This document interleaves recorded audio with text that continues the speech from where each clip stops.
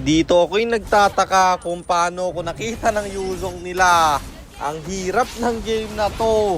Tapos lag pa, mga kampi ko. Teka, baka kilala mo lang ako at lagi kang nanonood pero hindi ka pala nakapollow sa page.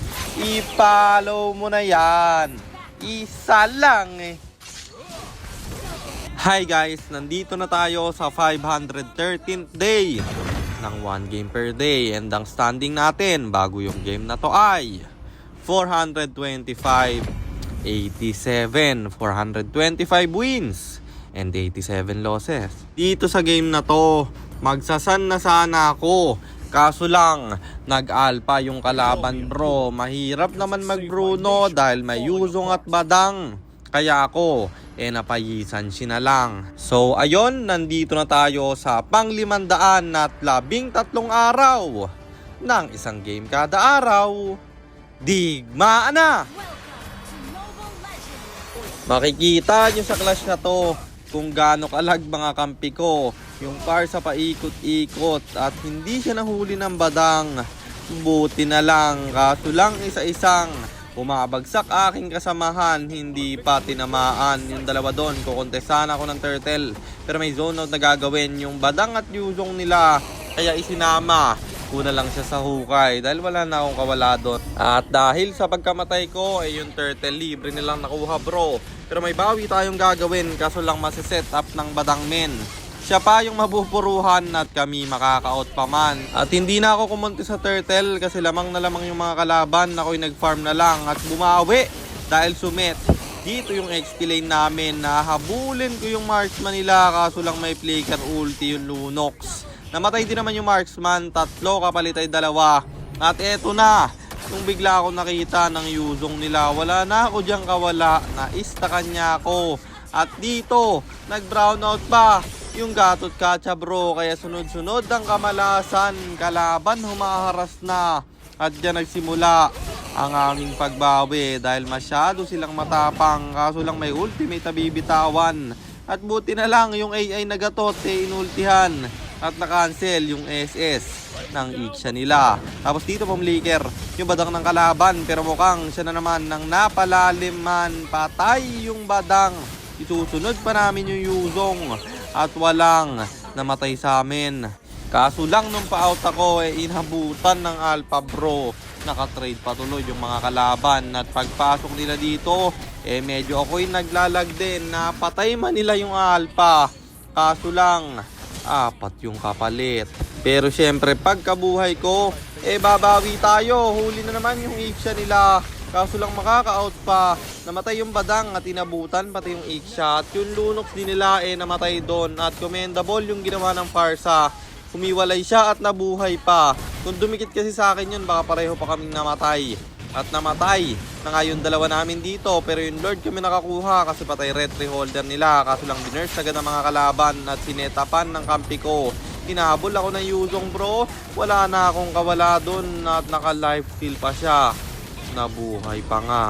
Nasayang yung Lord namin dong kasi hindi agad hinarapan ng kampe. Pero mabawi daw sila pre kasi may setup na gagawin. Huli agad yung marksman pati Badang at tayo'y pre-hit lang. Mamamatay yung Yuzong nila tsaka tayo ay kakalma. Pero dito may clash na naman. Tumalon yung alpha ng kalaban at ito na ibakbakan. Kita kasi sa mapa lahat ng kalaban. Flicker B, bitawan na ng Badang at yung Yuzong papasok na rin. Huli sila ng Gatot Kachamin at mamamatay siya dito.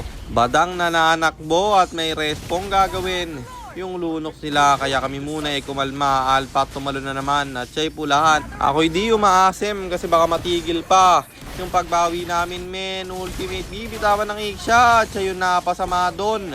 Mamamatay din yung Lunox nila at yung Badang pulahan na.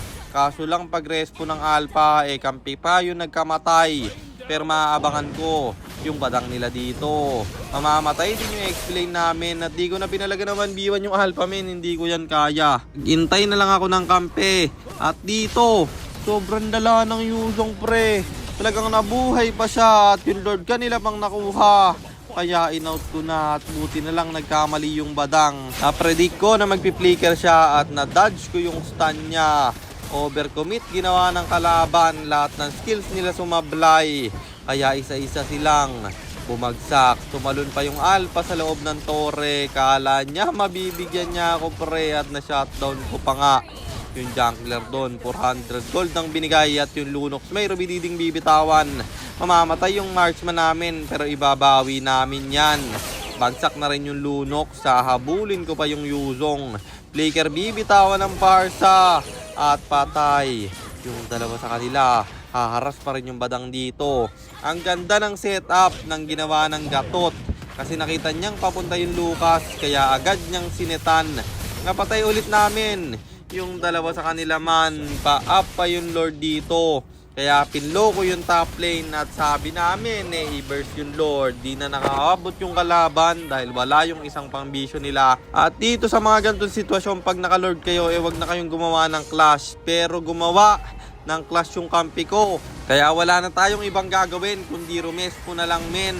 At buti na lang napaganda pa kasi na microhan namin yung mga kalaban. Kaso lang sobrang asim nun guys Dapat pag naka-Lord na kayo wag nyo nang ipilit yung clash bro kasi makaka-trade pa yung kalaban.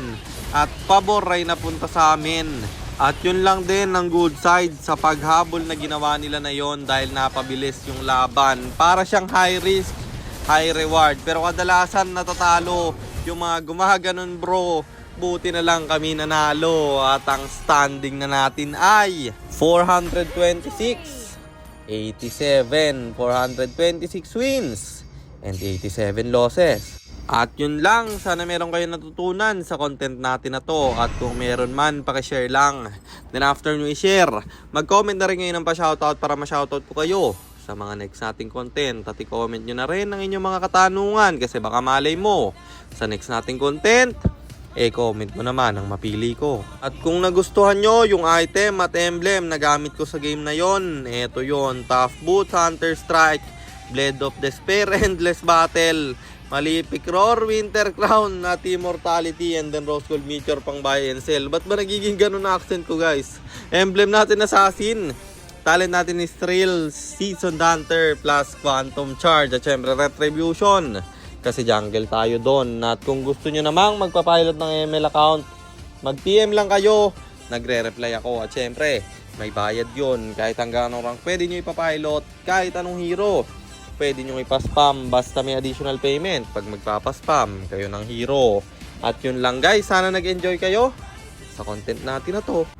Shoutout sa'yo, Joseph Sinesteban, kay Azriel Godi, kay George Alin Senorin at kay Meds Asubula. Maraming salamat sa inyong suporta. Ingat kayo palagi. God bless. Paalam.